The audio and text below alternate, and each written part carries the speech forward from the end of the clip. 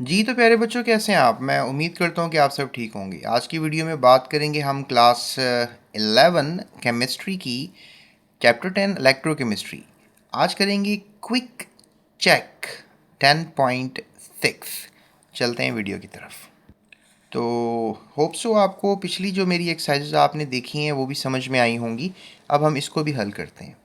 What is the function of salt bridge in the voltaic cell? Very easy question.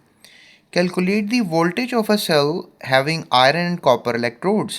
Iron electrodes आपको पता है oxidise होते हैं, copper electrode reduce होते हैं और इतना इनको नेगेटिव वोल्टेज जो है वो दी जाती है। तो calculate the voltage of a cell. ठीक है, हमने ये कैलकुलेशन करनी है वोल्टेज की। चलें करते हैं इसको। तो बच्चों, सॉल्ट ब्रिज का जो है फंक्शन बताना है। आपको पता है सॉल्ट ब्रिज जो है that is being use for the migration of ions. तो इसका सबसे बड़ा फंक्शन यही है। A salt bridge is use for the complete electrical circuit. ये इलेक्ट्रिकल सर्किट को कंप्लीट करने का काम करती है। It allows the movement of ions between the two half sales.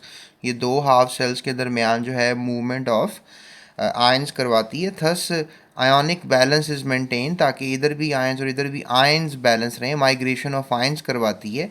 A salt bridge does not allow the movement of electrons. ये electrons को move नहीं करवाएगी, ये सिर्फ और सिर्फ आयंस को मूव करवाएगी। अ salt bridge can be made from strip of filter paper. ये एक फ़िल्टर पेपर भी हो सकता है soaked in saturated solution of potassium nitrate.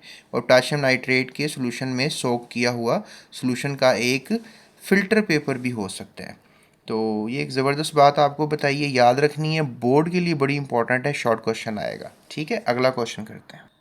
बच्चों देखो, बुक में ना थोड़ी सी गलतियाँ होती हैं, तो आपने उससे परेशान नहीं होना है। अभी जो मैंने आप क्वेश्चन पढ़ा था ना, जब आपका ये वाला, तो उसमें एक गलती थी। यहाँ पे जो वोल्टेज था, एक तो माइनस में दिखाया जा रहा था और दूसरा यहाँ पे पॉजिटिव वोल्टेज जो है वो पैदा होता है। तो calculate the voltage of the cell. Voltage calculate करने की, सेल की वोल्टेज कैलकुलेट करने की, जहाँ पे रिडक्शन हो रही है उसको हमने माइनस करना होता है, जहाँ पे ऑक्सीडेशन हो रही होती है। तो रिडक्शन आपको पता है कहाँ पर हो रही है, कॉपर वाली साइड पे हो रही है। रिडक्शन यहाँ पर हो रही है, तो हम +3 4 को माइनस करेंगे किसके साथ? -0.44 वोल्टेज के साथ। ठीक है, तो इस तरीके से जो है हमारे पास आंसर क्या निकलेगा? नेगेटिव नेगेटिव पॉजिटिव हो जाएगा। तो ये दोनों को जमा करेंगे, that is going to be the relevant answer. यानी कि जो ऑक्सीडेशन हो रही है उसको जिस रिडक्शन को ऑक्सीडेशन के साथ माइनस करेंगे। ठीक है, तो ये वाली जो वैल्यू है ये नेगेटिव है। ठीक है, जो बुक में लिखी है, और ये वाली वैल्यू तो वो बुक में आपकी गलत लिखी हुई है और यहाँ पर मैंने ठीक लिखी हुई है। So adding two half cells, तो यहाँ पे आयरन और कॉपर को ऐड करेंगे तो ये वोल्टेज प्रोड्यूस होगा। वो यही कह रहे थे कि वोल्टेज कितना प्रोड्यूस होगा ये बताओ।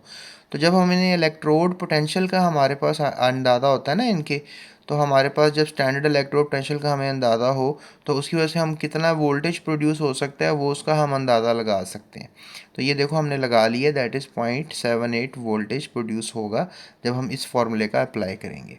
सो आई होप सो आपको इन दोनों क्वेश्चंस के जवाब मिल गए होंगे। छोटी सी वीडियो थी, और मज़ीद वीडियोस के लिए डिस्क्रिप्शन में लिंक है, उसको आप फॉलो करके मज़ीद आंसर सारी बुक के निकाल सकते हैं। ठीक है, इसके अलावा कोई भी टॉपिक का नाम आप यूट्यूब सर्च बार पे लिखें और साथ जीएस एकेडमी लाजमी लिखिएगा, आपको मेरी वीडियो मिल जाएगी। So that's it, thank you so much, अपना ख्याल रखें।